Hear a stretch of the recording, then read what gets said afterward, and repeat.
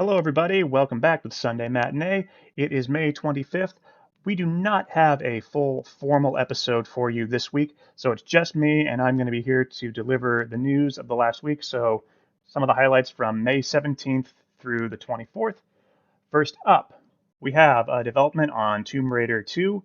Director Misha Green has completed the first draft of her script, and the working title is been revealed to be Tomb Raider Obsidian. That's all we know so far. Still a long way out from filming, but any updates on that film, it's good to know. It's good to know it's still going on. On Paramount Plus, we are getting a follow-up to 2019's Pet Sematary, exclusive as of now to the streaming service, directed by Lindsay Beer. In cool British comedy news, John Boyega and Joe Cornish are reuniting for Attack the Block 2. The first film released almost a decade ago at this point. It was kind of John Boyega's sort of big debut, and it was about a teen gang, street gang, that had to defend their block from an alien invasion. So looking forward to the sequel. If you're a fan of Edgar Wright films, the first Attack the Block is definitely something you should check out. It also features Nick Frost. More Knives Out 2 casting news. Leslie Odom Jr. and Kate Hudson have joined the cast. That just continues to expand. So I expect that we're going to be hearing a lot more of that in the coming months. Surprisingly, I didn't think we'd be getting more Godzilla news this year, but here we go. Godzilla Singular Point. An anime series is going to be premiering June 24th on Netflix. It has already debuted in Netflix in Japan, so this is sort of its international rollout. So we'll see how that goes. More Godzilla for me is always a good thing. In much more tragic news this week, actor Charles Grodin, of course, Heartbreak Kid, Beethoven, passed away on May 18th, but was bone marrow cancer. And then just a day later, comedian Paul Mooney passed away from a heart attack. Mooney, of course, was a prolific writer for Saturday Night Live and In Living Color. And so we are, our hearts go out to their families, and we are sorry. We are very sorry for your losses. Going back to Netflix, Netflix has set a premiere date for the long in development Fear Street trilogy. Part 1 will debut on July 2nd, Part 2 July 9th, and Part 3 on July 16th.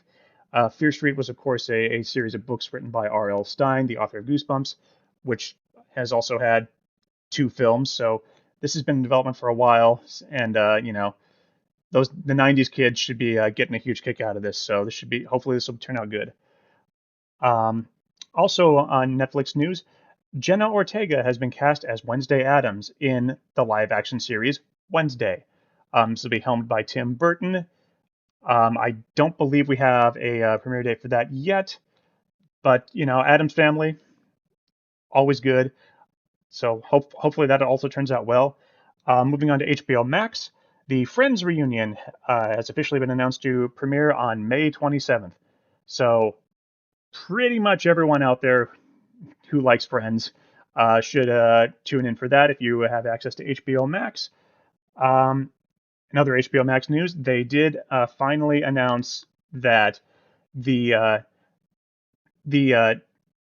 advertising, or the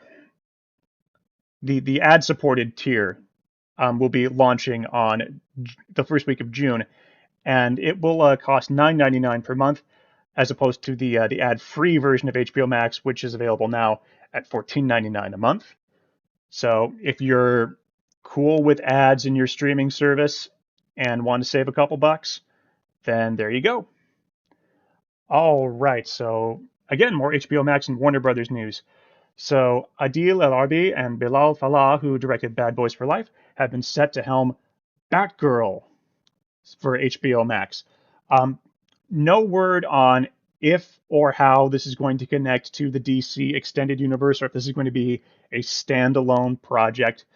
Again, as we discussed last week between Gary and me, Warner Brothers and DC films have been not too great at really laying out like their big game plan and explaining how the different films are connected. So we'll see what happens with that. Here we go. More HBO Max news. HBO Max has cast Jeremy Irvine as Alan Scott in their Green Lantern series. DC Comics fans will, of course, recognize Alan Scott as the original Green Lantern in the comic books, before as sort of an Earthbound Green Lantern, before the Green Lantern comics sort of went off into space in the Silver Age and introduced characters like Hal Jordan, Guy Gardner, and oh my gosh, so I can't remember all their names, and I used to love Green Lantern, so shame on me. Um, Speaking of Warner Brothers and DC, Jason Momoa has confirmed that Aquaman 2 should start filming in July. He also revealed that he co-wrote the story treatment for this one. He won't be penning the actual script, but it was cool to hear that he got to have some input on the story this time around. Moving on to some Disney news, Bette Midler, Sarah Jessica Parker, and Kathy Najimy have all signed on to return for Hocus Pocus 2. Hocus Pocus 2, of course, was confirmed to be in production last year at the big Disney um, shareholders meeting. So it's good to see that the original trio are coming back. Um, NBC has set the Brooklyn Nine-Nine Season 8 premiere for August 12th. This is, of course, the final season, and as we mentioned earlier in an earlier episode, it got pushed back because the writing team decided that they, in the wake of Black Lives Matter movement and the call for police reform across the country, that they needed to take a long, hard look at the series and write something that was appropriate um, for the times that we are living in. So looking forward to that. Henry Cavill has set for to star in the Highlander reboot for Lionsgate. What role he is currently playing is unknown. Whether or not it's going to be, a remake of the original and bring back the classic characters, or if it's going to start fresh with all new characters, has not been announced. Back to Disney. Star Wars Rangers of the New Republic is no longer in active development. That show was supposedly supposed to be the spin-off series featuring Gina Carano's Cara Dune. Now that she has, been fired from everything Star Wars by Disney, that kind of leaves the status of that project up in the air. It hasn't it doesn't. I don't know if it's flat out been canceled or if they're simply retooling it. So we'll keep you updated on that. Here we go. Get some box office news here. So Spiral, the Saw film, is once again the number one film in the U.S. F9, I don't know what it's Fast and the Furious 9 has launched in several international territories, and basically Fast 9 has had the best opening since the pandemic began. So it launches very soon here in the United States. So we'll see if it can be as successful here as it has been overseas. Right. Resident Evil Welcome to Raccoon City is apparently undergoing some reshoots. It is still set for its November 24th release. This is not anything to worry about. Movies of this nature typically undergo reshoots before their release. So I'm still looking forward to this one. It's supposed to be based more on the video games than the Paul Anderson films were. So I'm very excited to see some creepy mansions and zombies this fall. Finally, this morning, or rather yesterday morning, I'm recording on the 24th.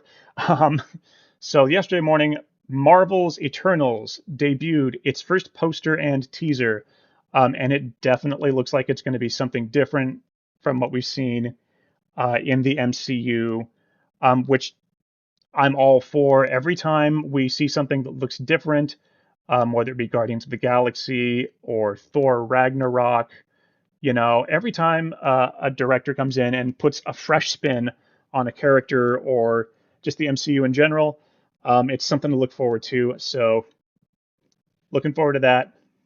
And so that's really it for the news this week.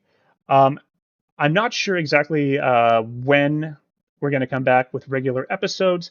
I think I'm going to take some time to start planning a lot more in advance and also figure out some new ways to drop content throughout the week both on our social media pages and on YouTube. We shall see. Um, I'd love to pay a little bit more attention to the blog as well. It's a little bit harder to do the blog while I am also dealing with a day job. So I'd love for this to be my full-time thing, but unfortunately, we're not quite there yet. So thank you everyone for tuning in. Have an excellent week, and we will catch up with you very soon uh, with more episodes and more stuff to talk about. We of course have lots more new movies coming out soon, so you know, expect to see some reviews and discussions about new films coming up. I think that'll be a big thing to really kick the summer, kick off the summer once we start getting a lot more movies. Um, oh, and since I'm here, I'll tell you, I'll just what have I been watching this last week? I was very lucky last week to catch a 25th anniversary screening of the original Mission Impossible on the big screen. That was fun. It was the only one of the Mission Impossible films I hadn't seen on the big screen, so it was good to revisit that film. You know where it should be seen. And also, I've watched the first couple episodes of Marvel's MODOK. It's not quite what I expected. I was hoping for maybe something a little bit more closer to Archer or the Venture Brothers in terms of its comedy and its mature content. But it's still fun to watch. Patton Oswalt is, of course, a hoot. Melissa Fumero is also in it. It's had some great guest stars so far, like John Hamm as Iron Man, and Nathan Fillion has made an appearance. So if you can stand the mature humor and themes, check out MODOK on Hulu. And we do have a big new movie opening this week, A Quiet Place Part 2, finally coming to theaters after almost a year delay. So uh, that may be one I get to check out this weekend, and I'll report back on that. We'll see. Thank you very much for watching, and have an excellent week.